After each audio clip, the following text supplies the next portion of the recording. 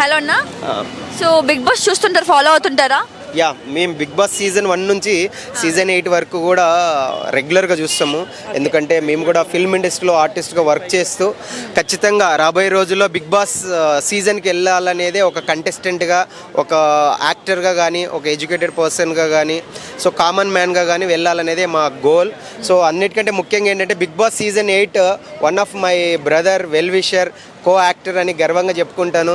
So Nikhil అన్న winner అవ్వడం I'm very happy. First of all heartly congratulations Nikhil అన్న.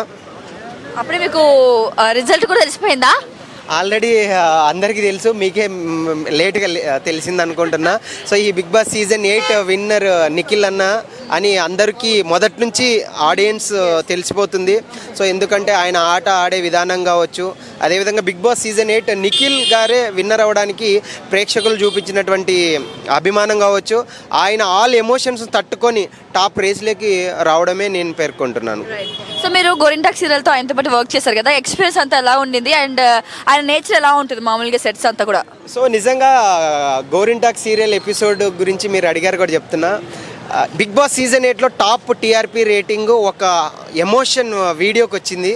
So Nikhil అన్న కాబోయే వైఫ్ ఎవరు, కాబోయే లవర్ ఎవరు, బెటర్ ఆఫ్ ఎవరు అనే ఆల్ ఎమోషన్స్కి నిఖిల్ అన్న కూడా సమాధానం ఇవ్వలేకపోయాడు. సో యాజ్ ఏ బ్రదర్గా, వెల్ విషర్గా, కో యాక్టర్గా త్వరలోనే కావ్య మేడం అండ్ నిఖిల్ అన్న ఒక్కటవ్వాలని నేను కోరుకుంటున్నా. ఎందుకంటే కావ్య మేడం కానీ, నిఖిల్ అన్న కానీ చాలా చాలా బాగా అప్కమింగ్ యాక్టర్స్ని, వాళ్ళు ఉండే విధానం కానీ, మాట్లాడే విధానం కానీ మీరు నమ్మరు.